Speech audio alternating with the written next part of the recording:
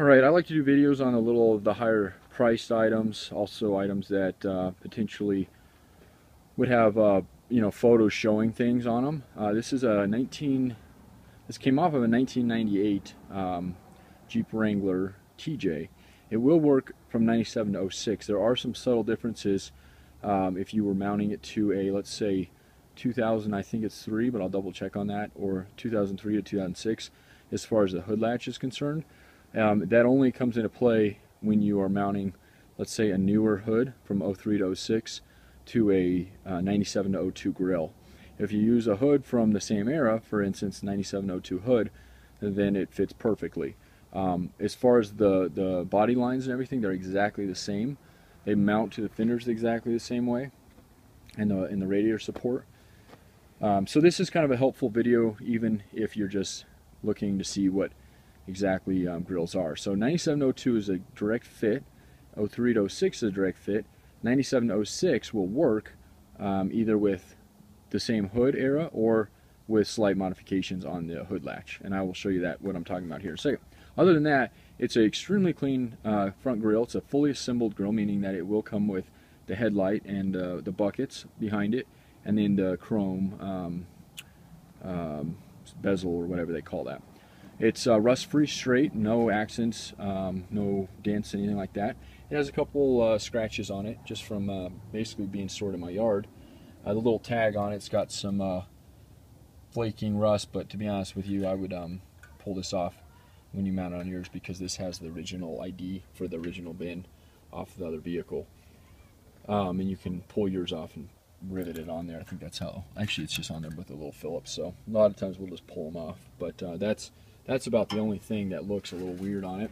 Other than that, it's like I said, super clean up top and around. And again, if you're looking at this video more for information, this right here is what you need to observe if you're looking to mount this to a newer style TJ, or later model TJ I should say, because on a later style or later model, the hood latch here, this is what they call the secondary hood latch system. It's like if you forgot to put your little, on the front end of your Jeep hood, those guys, if you forgot to put those down, this one would still catch. So it's some people ask me, well, could you take this off and just not install it? You can. I wouldn't recommend it. It's there for safety. If you forget those and didn't have this installed, you would potentially have your hood fly up on you on the highway, and obviously that would block your view and you would crash probably. So I've seen it happen. I would not, unless you're extremely OCD with checking things, I would not probably recommend that at all. But if you decide that you're decent with metal and you want to build a little plate, you can build it. Basically, it's the same. So what's different on this hood is this little here, slant here and here is the same. It has this little indentation here.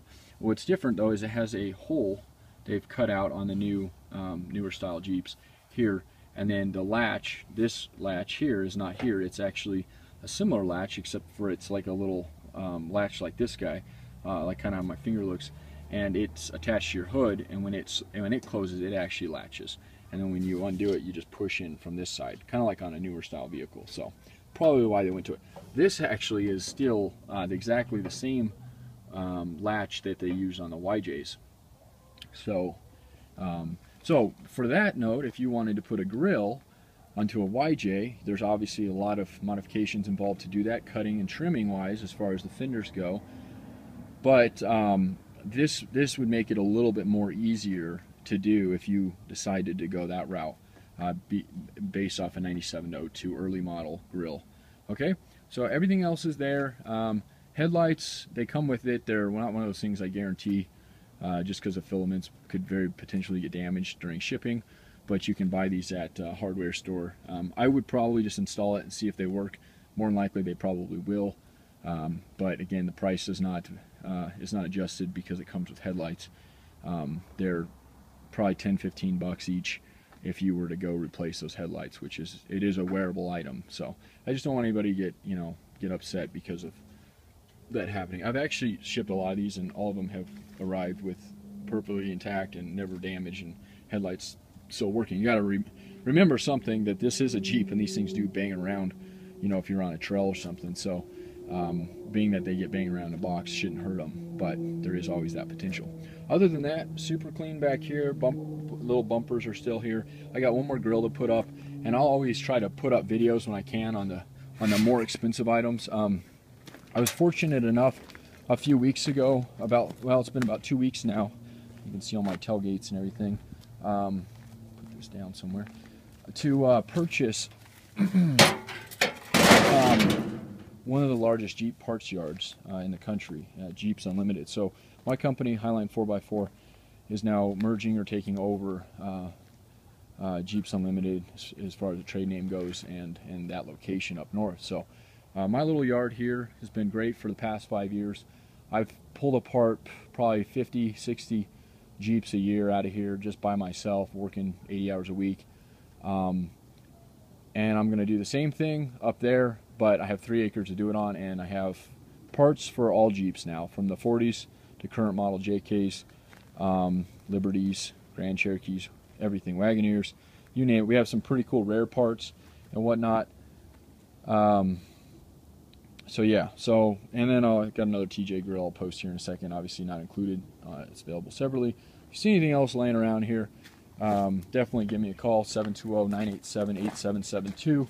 And on that note, just take a look real quick. All those bins, if you were to bring a Jeep in here, like there, you could actually completely assemble, based on my yard, that's the way I've set this place up, assemble a Jeep from literally the frame on up for full restoration, and have all OEM parts at your disposal right there. So in the past we've done stuff like that, but anyway, that's going to be it for me right now. Other than that, yeah, just give me a call if you have any questions. 720-987-8772.